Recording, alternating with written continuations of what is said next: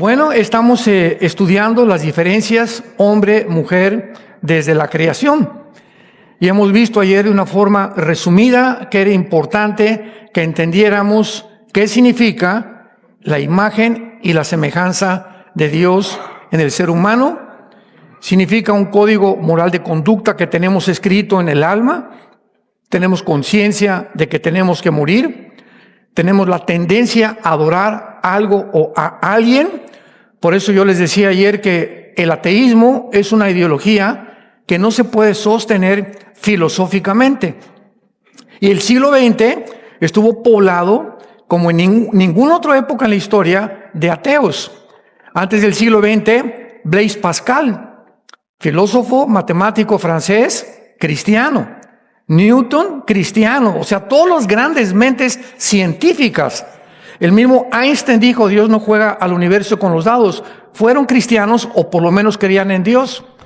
Pero llega la influencia del racionalismo de Alemania y de Francia, bueno, más bien la brujería de Alemania y el racionalismo francés a Europa, a las universidades norteamericanas, y comienzan a influenciar durante todo el siglo XX el ateísmo. Yo crecí en ese ambiente, los 60, 70, que era un tiempo, me acuerdo en México, en la famosa zona rosa, se juntaban todos los intelectuales a hablar de Jean-Paul Sartre, de Hawkins, de Bertrand Russell, etcétera, etcétera. Y si tú no eras ateo en ese tiempo, te consideraban una persona corriente, una persona vulgar, una persona ignorante.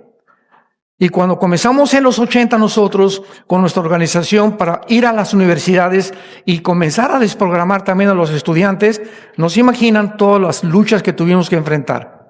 Porque estaban infectadas la UNAM, el Politécnico, las preparatorias de maestros que se trajeron cuando derribaron a Pinochet en Chile, se los trajeron a México. El presidente Echeverría los trajo para acá, Luis Echeverría, a México, y inundaron las universidades en la República Mexicana con maestros ateos, evolucionistas y humanistas completamente. Así que fue un tiempo tremendo. El siglo XXI ha vuelto otra vez a desenterrar una ideología que ya se comprobó que no funcionó, pero así es el hombre de terco, de rebelde y de falta de carácter. ¿Por qué? Porque no hay más que dos opciones. Si no crees en Dios, eres evolucionista, eres humanista, eres una persona que estás en contra completamente de todos los valores bíblicos y crees que el universo fue formado por un caos, por el Big Bang, y que todo apareció por accidente.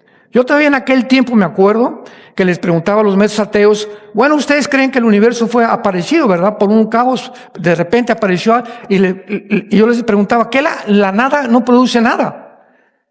¿Quién produjo ese caos? Y además, la materia no produce el pensamiento.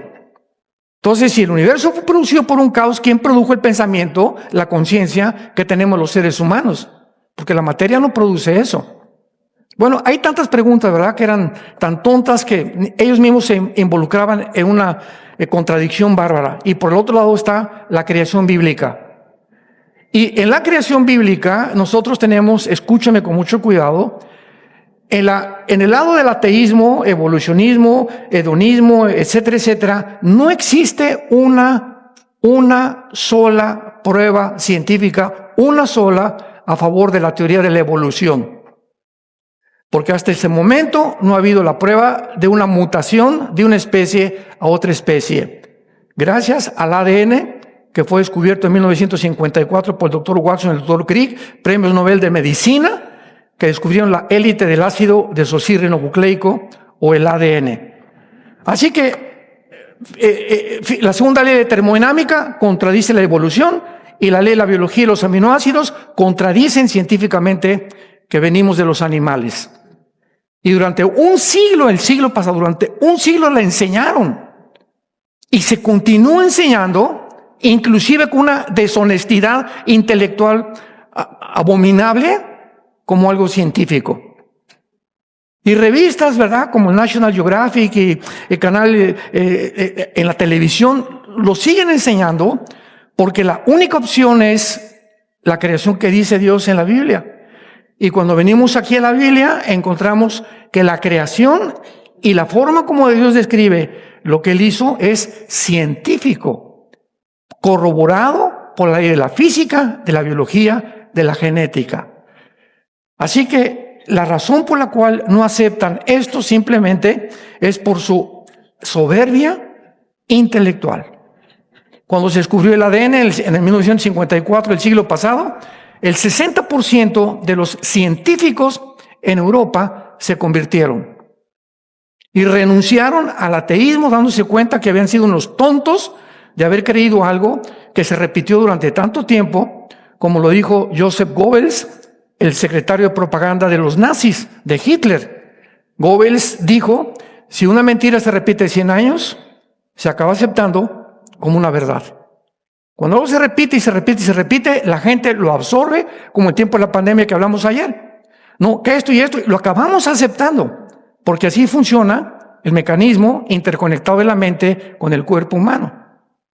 Así que cuando venimos a la Biblia, se nos caen las vendas y comenzamos a ver otra dimensión que insospechable, que ni siquiera creíamos que podía imaginar, de tantos programas, porque nacimos, dice la Biblia, en un lenguaje cibernético, nacimos envirulados. Esto es una computadora. Cuando yo nací, me metieron el programa de mi religión.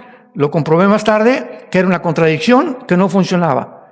Después me metió el programa de Marx, y aquí tenía yo el programa cuando me convertí, de Marx, de Lenin, la dialéctica materialista, etcétera, etcétera. Es el programa que el mundo me metió. O sea, todos estamos envirulados con diferentes programas. Y venimos a la Biblia y comienzan los programas a derribarse dentro de nuestra conciencia y de nuestro intelecto y de nuestra realidad y lógica más elemental de que, ¿cómo es posible que yo haya aceptado eso? O sea, nunca me puse a pensar realmente que cuando un ateo me dice, yo soy ateo, yo le puedo contestar, ¿sabes una cosa? ¿Qué me quieres decir con que eres ateo? Pues que no creo en ninguna fuerza externa, ningún Dios, etcétera, etcétera. Muy bien, le digo, si tú no crees en nadie, ¿quién te va a dar las leyes de la moral y de la ética? Me contesta el ateo, tú eres Dios entonces. ¿Ve la contradicción? O sea, al decir no hay Dios, te haces un Dios al negar que estás sujeto a una fuerza externa que existe pero que no conoces. Pero tú no puedes decir que no puedes, el momento de decir, es que yo no creo en nada, pero creo en mí mismo, pues te estás haciendo un Dios. Y le creíste la mentira de la serpiente en el huerto del Edén. Serán como dioses y ustedes pueden determinar el bien y el mal. Qué maravilloso es que podamos venir a la Biblia. Ábranla en el capítulo 1 del Génesis. Continuamos viendo algunos pasajes muy importantes aquí. Ya vimos en el versículo 27, que Dios crea al hombre, varón y hembra. En otras palabras, Dios crea al conejo y a la coneja, al caballo y a la yegua, al toro y a la vaca, al ardillo y a la ardilla, al hombre y a la mujer, al tiburón y a la tiburona, al balleno y a la ballena, por así decirlo, ¿verdad? O sea, en los pájaros, en los peces, en los insectos, en las mariposas, en todo lo que existe hay dos géneros nada más. Hombre, mujer, macho o hembra. Y la razón por la cual haya dos géneros, esto no resultó así nada más de un accidente. Y recuerdo un maestro que me dijo en una conferencia, en una preparatoria, ¿usted es de esos que dicen que Dios hizo y que de Adán y Eva y las tonterías de la Biblia? Le dije, sí. Le dije, ¿y usted cree en esos que venimos de Chita? Y se puso así, ¿qué me quiere usted decir? Le dije, ¿usted es de esos que dicen que por un accidente apareció el sexo masculino? Y por otro accidente apareció el sexo femenino. Y por un tercer accidente, un changuito. Le dije, ¿cuántos accidentes cree usted entonces que sucedieron? O sea, es increíble, impresionante cómo Dios crea entonces dos sexos. ¿Con qué propósito? Con el propósito de que en este mundo, en este planeta, nos unamos hombre, mujer, conejo, coneja, etcétera, etcétera, caballo, yegua, y unamos y podamos producir. Y esta ley de la producción se encuentra desde el Génesis, capítulo 1, versículo 11 y 12. Escuchen, en la Biblia, señores maestros que nos acompañan, científicos que nos acompañan, genetistas, biólogos, hasta 1860, escucha, hasta 1860, Mendel, era un religioso, descubre las leyes de la herencia, comienza a mezclar chícharos y se da cuenta que hay algo que transmite un chícharo a otro chícharo, y postuló las leyes de la herencia, y ahí quedaron. Casi no le hicieron caso, y tuvimos que llegar de 1860, son 40 y 50, son casi 90 años hasta el 54, que descubren la molécula del ADN, para corroborar lo que Mendel había experimentado. ¿Y qué se experimentó? Que es imposible la mutación de un perro a un gato, de un caballo a un burro, que no se pueden mezclar dos cosas, porque entonces el resultado sería híbrido. Mezclas a un caballo con una burra, ¿qué nace? Una mula. Y la mula nace híbrida porque violó las leyes que desde la primera página de la Biblia se adelantó a Mendel, se adelantó al doctor Watson y al doctor Crick, la Biblia, para establecer las leyes inexorables de la genética. Escuchen, versículo 11 y 12 de Génesis capítulo 1. Esto es asombroso. Después Dios dijo: produzca la tierra hierba verde, hierba que dé semilla, árbol de fruto que dé fruto según su género, que su semilla esté en él sobre la tierra. Y fue así. Produjo pues la tierra hierba verde, hierba que da semilla según su naturaleza, árbol que da fruto cuya semilla está en él según su género. Y vio Dios que era buena. Dios dijo a las uvas: voy a poner un código genético encriptado en la semilla de la uva, para que cuando la uva se siembre, crezcan uvas con las características saludables, las vitaminas que la uva tiene. La semilla, la naranja, tiene otras calidades, para que cuando nazca la naranja sean todas del mismo tamaño, del mismo color, produzcan de acuerdo a la información que tiene cada semilla. Las leyes de la herencia. Impresionante. Un gato tiene que producir gatos. Un caballo, ganado equino, vacuno. Los seres humanos tenemos que producir seres humanos igual que nosotros.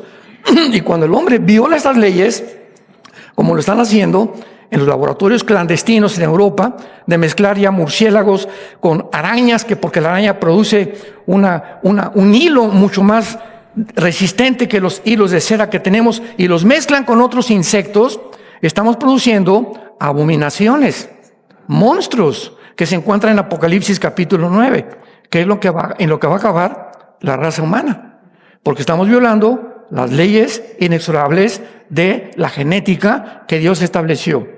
Por eso la genética, los aminoácidos biológicamente impiden la evolución, son los ladrillos de la vida. La segunda ley de termodinámica se establece que todo se está degenerando en proceso de descomposición. El Sol está perdiendo millones de toneladas de masa por segundo. Contradice completamente la evolución. Entonces llegamos a un libro excepcional. Un libro que si tú caes de rodillas y le dices: Señor, estoy buscando la verdad. Creo que en esa cruz pagaste por mis pecados. Si tú realmente eres la verdad y eres la respuesta a todas mis incógnitas que no voy a encontrar en ningún hombre, ni en Mahatma Gandhi, ni en Mahoma, ni en ningún papa, ni en ninguna virgen, en nadie más que en el Hijo de Dios, te pido que entres a mi vida. Es todo lo que tienes que hacer. En Génesis 2, versículo 7, encontramos otra prueba científica de la creación. Y veamos la creación del ser humano. Génesis 2, versículo 7. Entonces Jehová Dios formó al hombre del polvo. ¿De dónde venimos? Del polvo de la tierra. Si venimos de la tierra, en la tierra está nuestra medicina. Nuestra medicina está en las plantas, nuestra medicina está en las frutas, nuestra medicina está caminar descalzos en el pasto, nuestra medicina está en la naturaleza.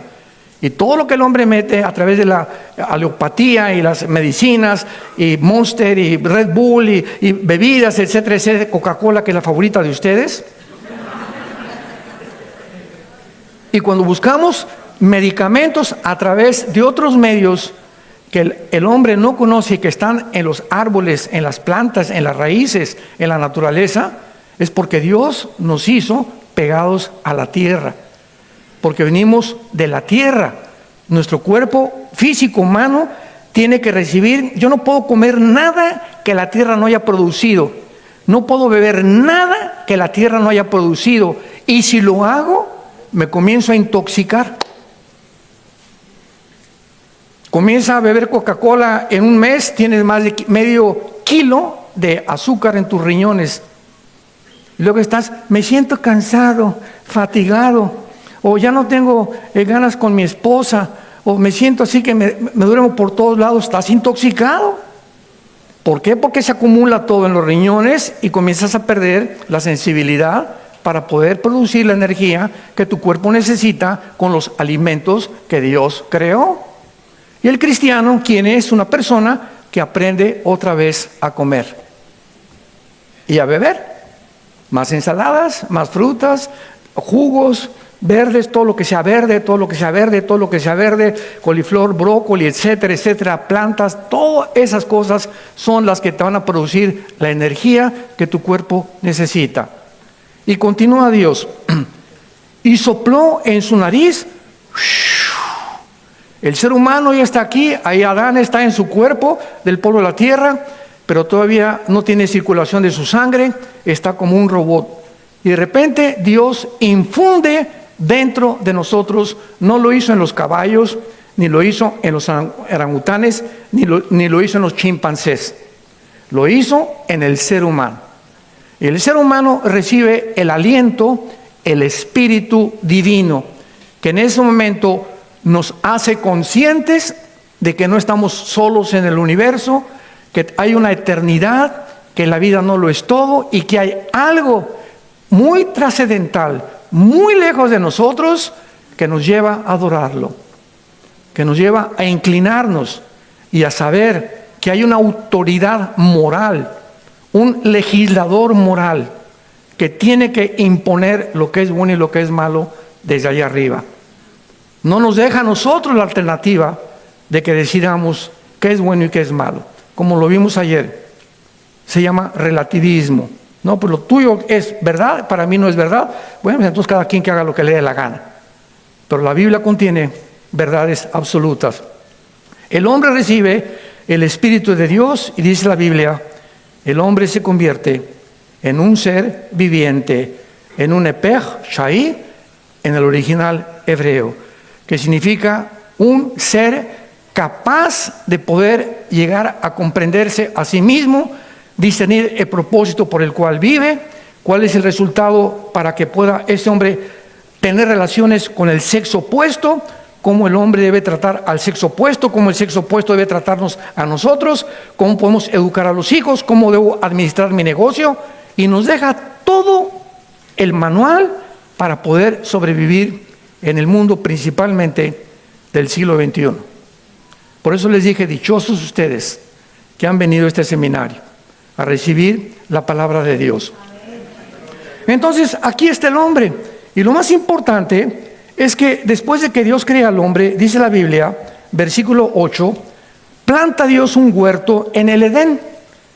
El Edén era un pedazo limitado de terreno. No era todo el mundo del Edén. Era un pedazo, no sabemos, de tal vez 20, 30 kilómetros o 5, 10 acres.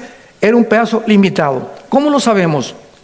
Porque ahí en el Edén, en ese terreno, Dios planta un huerto al oriente. O sea, el Edén tenía el norte, tenía el sur, el oriente y el occidente. Pero Dios escoge en toda esa masa de tierra un lugar específico para ahí construir lo que se llama el paraíso terrenal.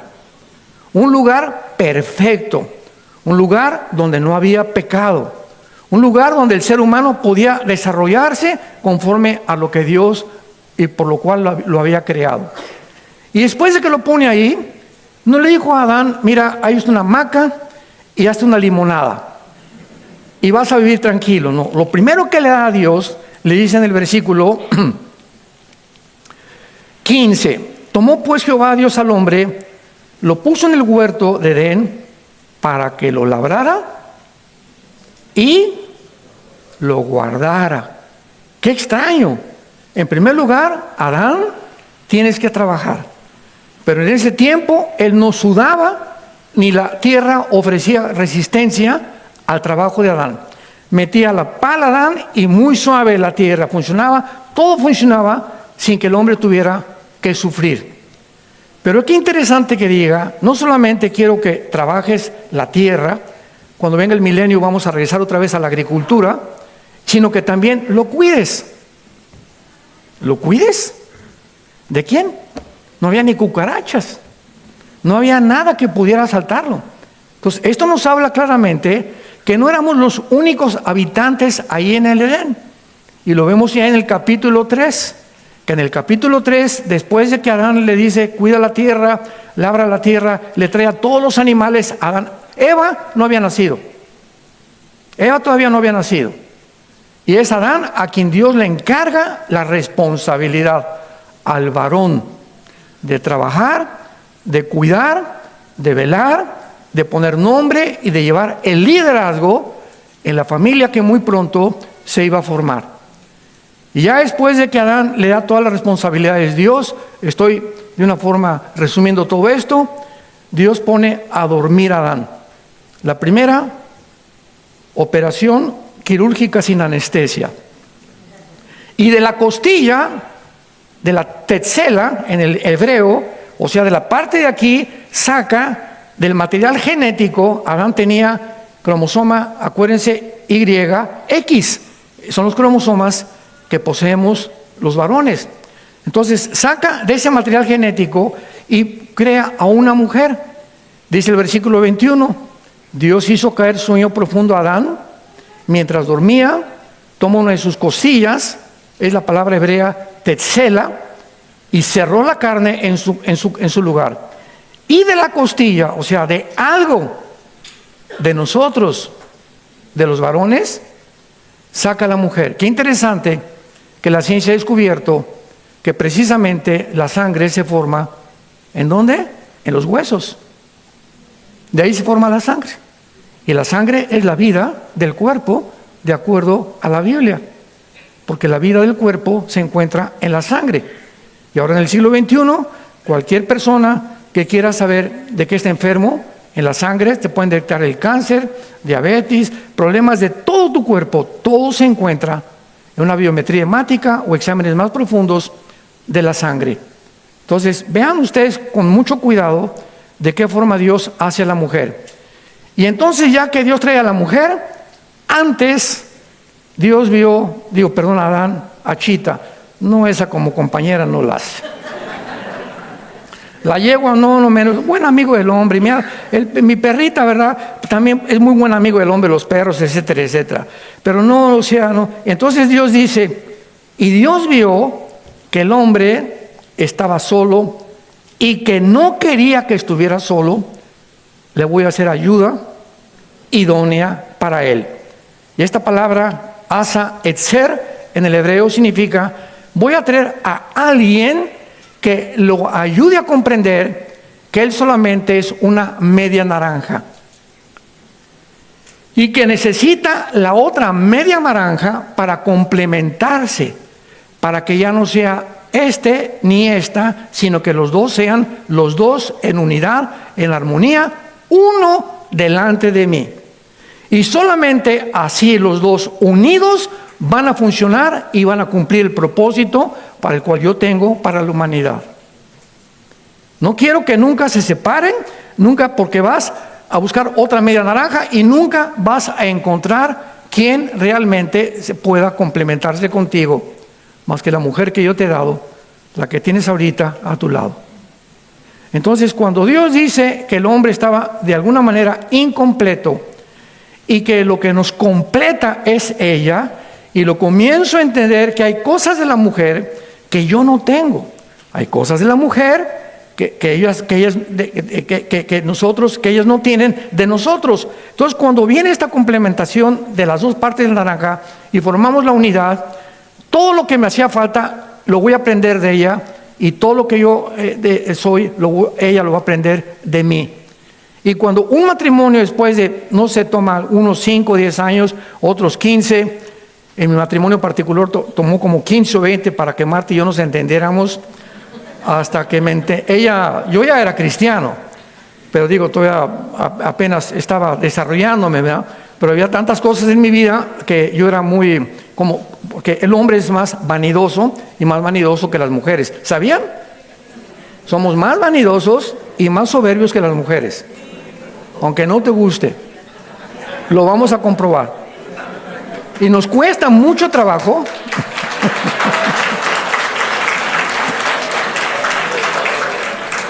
Nos cuesta muchísimo trabajo porque hemos sido educados en el machismo, en que ella es solamente, como decían los griegos, los romanos, los machos mexicanos, ¿verdad?, etcétera, etcétera. La mujer nada más para la cama y para hacerme los huevos con chorizo. Y yo voy acá y puedo hacer lo que me da la gana. Esa es la educación intelectual estúpida que recibimos los hombres, y el programa lo tenemos aquí, pero bien metido, y continuamos considerando a la esposa como algo de segundo. Tómala y déjala. Y si no funcionas, hay otras mejores, o si no estoy a gusto contigo, me busco una amante. Y rompemos todo el patrón y todo el programa que Dios estableció para que seamos felices, sin darnos cuenta que todas esas decisiones solamente acarrean nuestra desgracia, nuestra ruina y nuestra miseria en la que viven muchos hombres, porque han violado los principios más elementales de Dios. Entonces, una vez que ya trae Dios, vean ustedes lo que dice el versículo 23. Entonces dijo Adán: esto, o sea, ella, ahora es hueso de mis huesos, carne de mi carne. Esta será llamada varona, porque del varón fue tomado. La palabra en hebreo esta será isha, porque del ish fue tomado. Ish en el hebreo es hombre, isha es mujer. Este es isha, yo soy ish, porque de mí salió. Y si de mí salió, ella tiene algo de mí, y ahora yo necesito saber qué tiene ella para yo aprender de ella. Y de ahí en adelante, Dios nos manda un mensaje importantísimo. Y es el siguiente: el matrimonio es el gimnasio de Dios. Ahí es donde aprendemos se forma el carácter, donde cerramos la paciencia. Esta ya no la aguanto, pues a propósito Dios te la dio así. Porque eres un impaciente, más bien somos impacientes por naturaleza. Y esta no me hace la comida como yo quiero, a propósito Dios está permitiendo que queme los huevos. Y comenzamos a creer, ¿verdad?, que no es que nada de lo que hace me gusta, ni como barre, ni como duerme, y ronca, parece tractor en reversa en las noches. Y todos los detalles que nosotros usamos, imagínense esto, para divorciarse. Como había rabinos que decían que si le encontraban a la esposa que no cocinaba bien y que roncaba, podían divorciarse. A ese grado.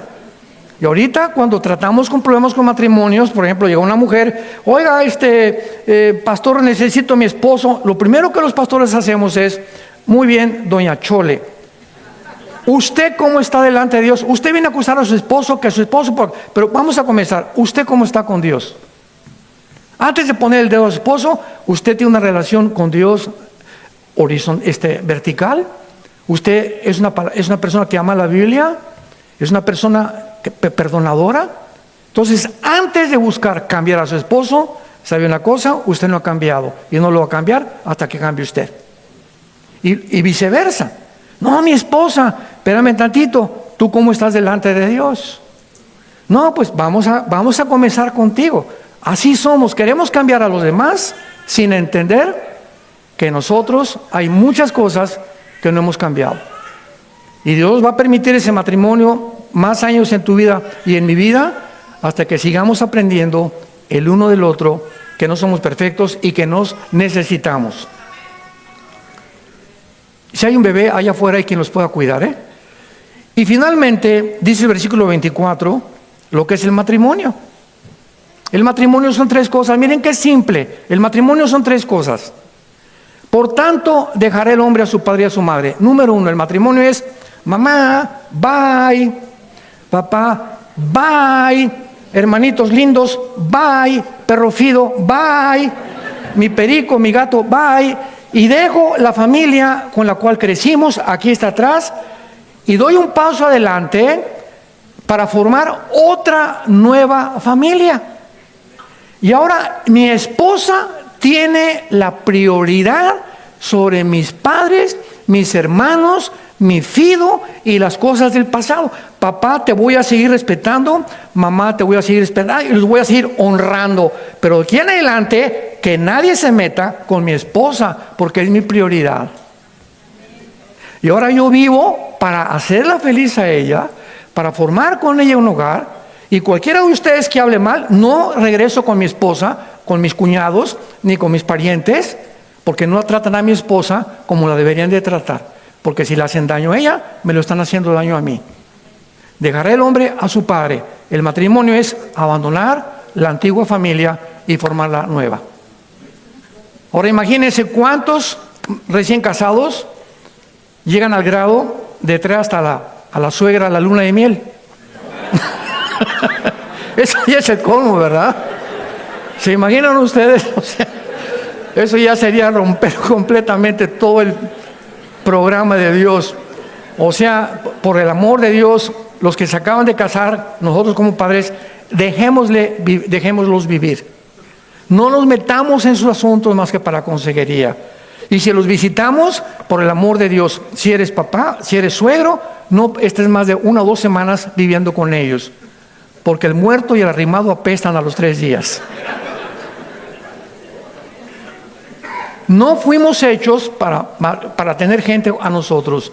Es un matrimonio, tienen que crecer, van a enfrentar problemas. Aquí estamos, mi hijita, yo te ayudo, pero te casaste, te amolaste. No vas a encontrar al hombre perfecto, ni no va a haber, siempre habrá problemas en la atención por poder combinar nosotros nuestras responsabilidades, por nuestra humanidad. Pero ahí es donde Dios está afinando nuestro carácter y formándonos el carácter de Jesús en nuestro corazón. En segundo lugar, se unirán a su mujer y serán una sola carne, ¿verdad? Dios usa el sexo, que es uno de los impulsos biológicos más preciosos que hay, para ser usados, escuchen muy bien, el sexo Dios lo crea, Él es el autor, no el sexólogo de la televisión, ni fulana de tal, ni Oprah, ni nadie que te aconseje. Es Dios el autor de la vida y de lo que tenemos. Y Dios usa el sexo para ser usado única y exclusivamente en la dimensión del matrimonio. Antes del matrimonio se llama en la Biblia fornicar. Y en la fornicación está el lesbianismo, homosexualismo, bestialismo, pederastia, pedofilia, como le quieras llamar. Cualquier uso del sexo antes del matrimonio está prohibido por Dios. Y está completamente corroborado, confirmado por la misma ciencia. Y si dentro del matrimonio tú tienes sexo con alguien que no es tu esposa o con alguien que no es tu esposa, la Biblia le llama adulterio. Y dice Hebreos 13, versículo 4, a los adúlteros Dios los juzgará. En ese momento, en un matrimonio, se rompe la fidelidad, se rompe la confianza, como lo vamos a ver más adelante, y en ese momento la tensión aumenta. Porque una mujer que ha descubierto que su esposo le es infiel, te pregunto si eres varón, ¿cuántos meses o años crees que a ella le van a cerrar las heridas de la desconfianza, de saber que si lo hiciste una vez, lo puedes volver a hacer. No, se pueden reparar, porque la sangre de Cristo nos limpia de todo pecado, ¿verdad? Pero va a tardar años, porque hay maridos, es que mi esposa, esto y el otro, hoy, ¿hace cuánto que tuviste ese problema con tu esposa? Pues hace un año. Pues ahora espérate y vas a pagar ahora 1 o 2 años a que ella sea sanada, y que tú vas a tener que demostrarle que es digna de tu confianza otra vez, y te va a tomar mucho tiempo. Es el precio que vas a pagar por el adulterio. Entonces es algo sagrado el sexo dentro del matrimonio. Y usado fuera del matrimonio, ¿verdad? Los jóvenes ahora pues ya tienen relaciones sexuales antes de casarse para probar si es el uno con el otro. Están fornicando. Y eso está prohibido delante de Dios. Vayamos al libro de Proverbios rápidamente y veamos lo que la Biblia dice acerca de este tema. Proverbios capítulo 5, versículo 18. Proverbios 5, 18. Sea bendito tu manantial. Alégrate con la mujer de tu juventud. Está hablando de tu mujer, de tu esposa. Como sierva amada y graciosa gacela. Sus caricias te satisfagan en todo tiempo. En su amor, recréate siempre. ¿Y por qué, hijo mío, andarás ciego con otra mujer? ¿Por qué vas a perder la razón, la estupidez de creer que puedes irte con una mujer y que te va a ir bien? ¿Por qué? ¿Por qué vas a abrazar el seno de la extraña? Porque los caminos del hombre están delante de los ojos de Jehová, y Él considera todo lo que estamos haciendo. Prenderán al impío sus propias iniquidades, y retenido será con las cuerdas de su pecado. Morirá por falta de corrección y errará en lo inmenso de su locura. Dios le llama al adulterio una verdadera locura. Ahora vean Proverbios 6, versículo 32 y 33. Mas el que comete adulterio es falto de entendimiento. O sea, ¿qué es lo que hace una persona en creer, o un hombre? Y pues ya, sobre todo, ¿verdad? Cuando llegas a los 60, 70 años, muchos creen viejo verde, rabo verde, como le llaman en México. No, pues todavía la pego, ¿eh? La mesera se me quedó mirando. Con la cara de zanahoria que tienes. Está buscando dinero, hombre. ¿No se imaginan ustedes en Estados Unidos la cantidad de muchachas a nivel universitario que andan con senadores y con gente política porque les pagan la carrera y les pagan el departamento y las ayudan a recibir el título universitarias y se venden al mejor postor? Esto es por todos lados. El que comete adulterio es falto de entendimiento. Corrompe su alma el que tal hace. Heridas y vergüenza hallará, y su afrenta no será borrada. Porque los celos son el furor del hombre, y no perdonará en el día de la venganza. No aceptará ningún rescate, ni querrá perdonar, aunque multiplique los dones. El área sexual es el área de las más peligrosas, donde Satanás va a atacar principalmente al varón. Ahorita vivimos un tiempo, ahorita estábamos desayunando, y ahorita, bueno, en cualquier lado donde vivas, en México, en cualquier lado, vean ustedes cómo se están vistiendo las mujeres. Antes minifalda o shortcitos, ahora traen mallas pegadas que parece que no traen nada y se les transparenta todo. Así entran a desayunar como si nada. Y una vez a los hombres,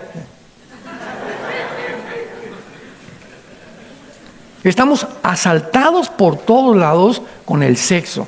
Para anunciar el jabón, para anunciar los refrescos, para anunciar los carros. Todo es sexo, sexo, sexo, sexo, pornografía. Impresionantemente. Ahorita les contaba a mis pastores, en este año pasado, en el estado de Texas, han caído 12 pastores por adulterio. 12 hombres que se metieron a pastorear iglesias que no tenían el carácter desarrollado para enfrentar las tentaciones. Hombres políticos, bueno, ya ni se diga, ¿verdad? Artistas de cine, pues ya ni se diga tampoco. Pero vemos cómo el adulterio ha entrado a las iglesias y está atacando principalmente a muchos líderes.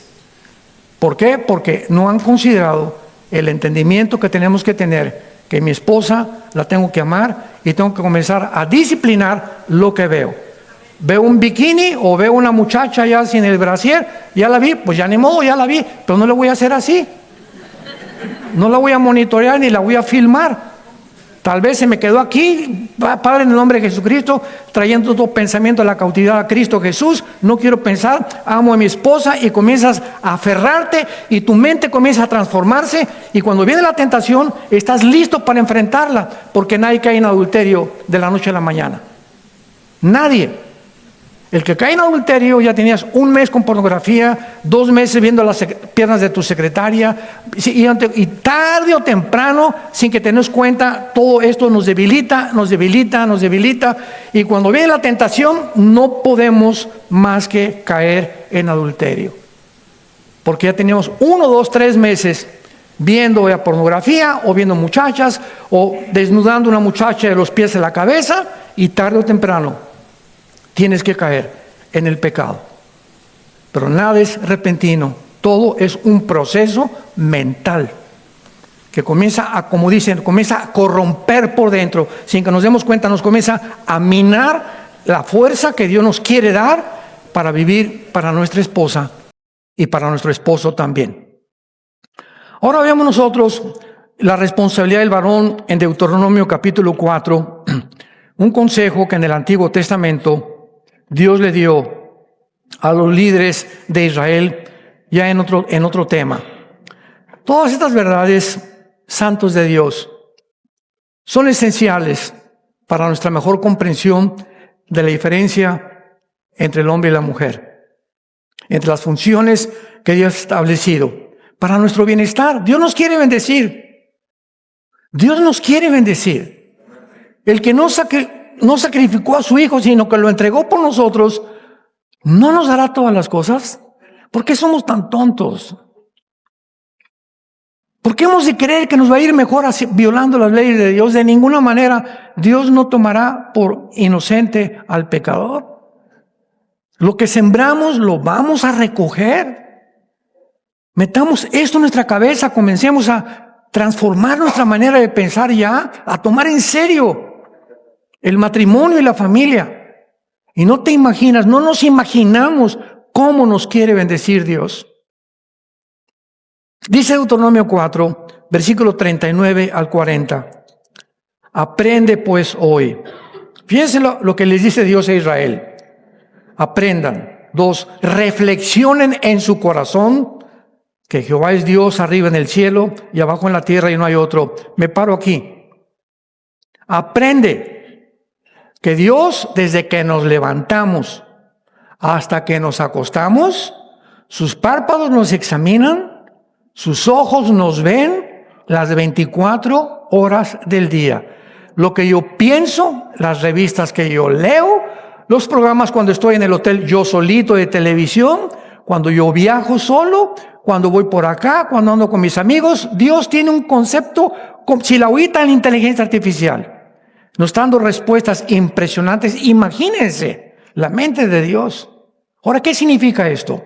Y he aprendido que no me voy a salir con la mía nunca. He aprendido que no puedo engañar a Dios. Me puedo engañar a mí mismo, pero no te puedo engañar a ti, Señor. Y si tengo esto en mi cabeza completamente consciente, ¿saben cómo se llama en la Biblia? El temor de Dios. ¿Qué es el temor de Dios? La conciencia que Dios me ve. ¿Por qué la gente hace lo que hace o los cristianos hacen lo que hacen? Porque creen que ya no los ve Dios. Porque si lo creyeran, no harían las cosas que hacen a escondidas. Ya perdiste el temor de Dios. Y si tú pierdes el temor de Dios, pierdes todo en tu vida. Aprende entonces esto. Versículo 40. Y guarda sus estatutos y sus mandamientos, los cuales te mando para que te vaya bien. Quiero que te vaya bien, hijo. Te quiero bendecir. Quiero bendecir a tus hijos. Quiero bendecir tu trabajo. Quiero bendecir tu mente. Quiero que tengas paz. Quiero que puedas discernir lo que está pasando en el mundo y no temas. Creer en Dios, crean en mí, en la casa de mi Padre, muchas moradas hay. No se turbe vuestro corazón, ni tenga miedo. No teman, manada pequeña. Entiéndelo. Para que te vaya bien y a tus hijos después de ti y prolongues tus días sobre la tierra que Jehová tu Dios te da para siempre. Dios nos muestra entonces, ¿quieres que te vaya bien? Obedéceme. Obedéceme. Y comencemos en la casa con la esposa y con el esposo. No lo acuses, mi esposo, ¿y tú qué? Mi esposa, ¿y tú qué? Vamos a examinarnos y vamos a darnos cuenta en qué área estamos fallando en la vida para que pueda yo apuntar el dedo, porque cuando yo apunto el dedo y le hago así, 3 dedos me apuntan a mí. No se nos olvide eso, ¿verdad? No, tú. Y hay 3 que te apuntan a ti. Dicen Gálatas, cuando tú acuses a alguien, considérate a ti mismo. No sea que tú estés peor. Pero considera que tú eres mejor que los demás, porque en ti ha entrado lo que se llama el fariseísmo. Yo no soy como las prostitutas. Yo no soy como el Chapo. Yo no soy como los traficantes. Bueno, yo tengo mis defectitos, pero no soy así. Malo no soy. Y ahí caemos en una prisión tremenda y nos encarcelamos cuando comenzamos a creer que nosotros estamos fuera del peligro, porque el que piensa que está firme, mire que no caiga. ¿Por qué caen? Porque creíste que estabas firme. Y estabas señalando siempre a tu esposa o a aquel, yo no soy como esa de la iglesia, y mira esa por aquí, por allá, y comenzamos a poner los dedos como los fariseos, sin examinar nuestras vidas delante de Dios.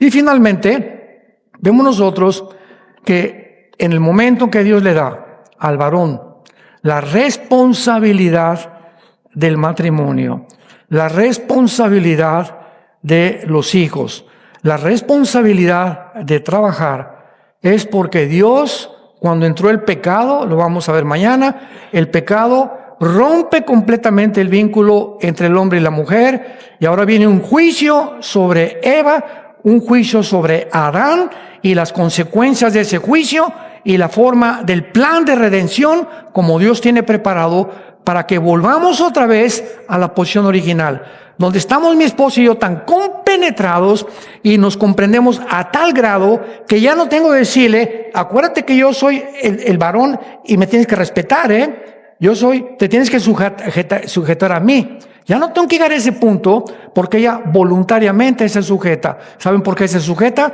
Porque ella ve que yo estoy más sujeto a Cristo que ella.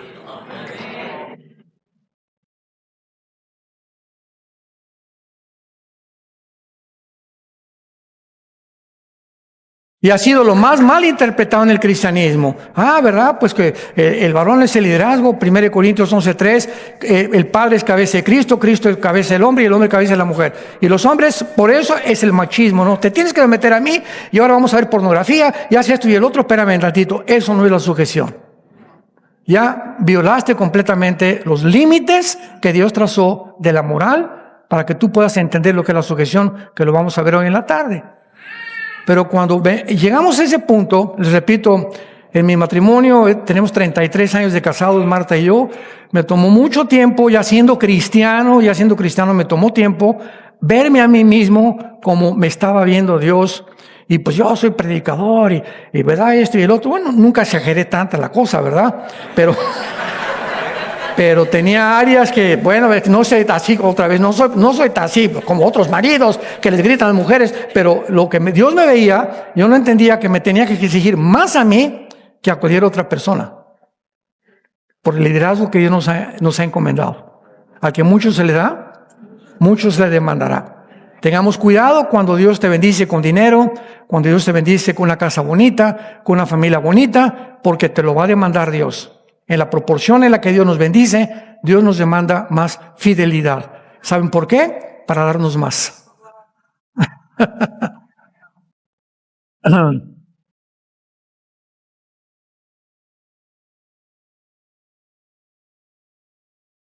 El varón fue creado primero que la mujer, por alguna razón. El origen de la mujer es el hombre y no viceversa.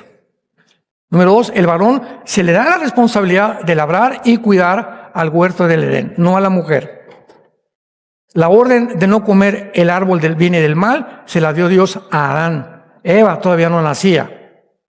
La mujer es criada para ser ayuda idónea del varón, para ser su complemento, su amiga, su amante, mi esposa. Es todo lo que yo necesito en la vida. Y si yo creo que puedo tener a alguien que la pueda suplir a ella y tener a alguien que es mejor amigo que mi esposa, mi matrimonio no anda muy bien. Mi mejor amiga tiene que ser ella. Y el mejor amigo para ella tengo que ser yo. Y si no lo soy, tengo que buscar la manera de poder agradarla y entender, platicar con ella. Vemos que la comunicación es el imprescindible en un matrimonio. Ojalá que no haya muchos matrimonios aquí que ya tienen 5 o 10 años de casados, pero viven como si estuvieran divorciados. Todavía siguen juntos, pero no se hablan, casi no platican, casi no se entienden. Hay una barrera emocional ya entre ustedes. Se tratan automáticamente porque viven juntos, pero en ustedes ya no hay amor. Ya no hay cariño, ya no hay deseo de crecer. ¿Por qué? Porque han abandonado su primer amor. Porque no han comprendido claramente el significado para Dios. Es el varón a quien se le ordena nombrar los animales. Es el varón que le pone el nombre de Eva, no Eva le pone el nombre al hombre. Y Dios hace al hombre responsable del pecado y no la mujer. Esto es irónico. ¿Quién pecó primero, Adán o Eva? ¿Quién? ¿Ya ven? No, la mujer, ella fue la que nos dio la manzana, o la uva, o lo que haya sido, ¿no? Que no, la Biblia no lo dice. Pero en Romanos 5:12, el apóstol Pablo dice: porque el pecado entró al mundo por un hombre, y por el pecado vino la muerte. Entonces, qué interesante que la Biblia dice que aunque ella fue la primera que falló, lo vamos a ver más tarde, es a nosotros a quien nos hace responsables. Esto es muy interesante. Entonces, nosotros, ¿verdad?, somos los responsables en el hogar de que en mi hogar no va a entrar la pornografía. En mi hogar se va a respetar. Si tienes un hijo de 15, 18 años, Panchito, este hogar nunca vas a entrar con drogas, ni con marihuana, ni con cocaína. Mijita, yo sé que andas con otra mujer, estás en el lesbianismo, nunca te vamos a dejar de amar, papá y yo. No vas a traer a tu amiguita aquí a la casa. Sí, hijo, ya sabemos que eres gay, te seguimos amando, pero estás en un papel equivocado. Pero la casa la vas a respetar, no vas a entregar a traer a tu amiguito. Y si quieres casarte con tu amiguito, no vamos a ir a tu boda, porque primero está Dios. Me amarás con todo tu corazón y con todas tus fuerzas, y a tu prójimo como a ti mismo. Y el momento que ponemos a algo o a alguien antes de Dios, nos hemos vendido a la idolatría. Es tu hijo, ya se convirtió en algo codependiente de ti, que lo amas más y temes herirlo que herir a Dios. Y hemos perdido nuestro primer amor y todo se desmorona otra vez. Dios nos va a probar a todos en las afecciones que tenemos con la misma familia, para ver si realmente le amamos a Él antes que cualquier cosa.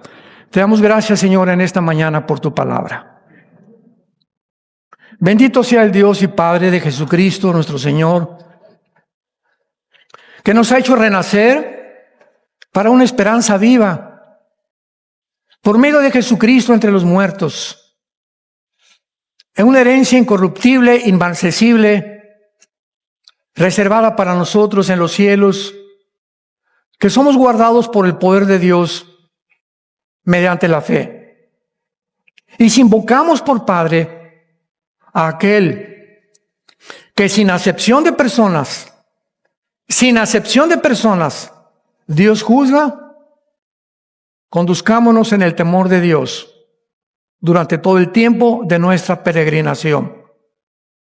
Sabiendo que fuimos rescatados no con oro ni con plata, sino con la sangre preciosa de su Hijo Jesucristo, quien murió y resucitó para que ya no vivamos para nosotros mismos y para que, obedeciendo sus mandamientos, descubramos y encontremos esa paz que sobrepasa todo entendimiento y que guarda nuestros corazones y nuestro pensamiento en Cristo Jesús, en quien seguiremos confiando, porque Él es el ancla segura y firme de nuestra alma. Te amamos, Jesús, y te damos gracias por tan grande salvación. En tu precioso nombre. Amén.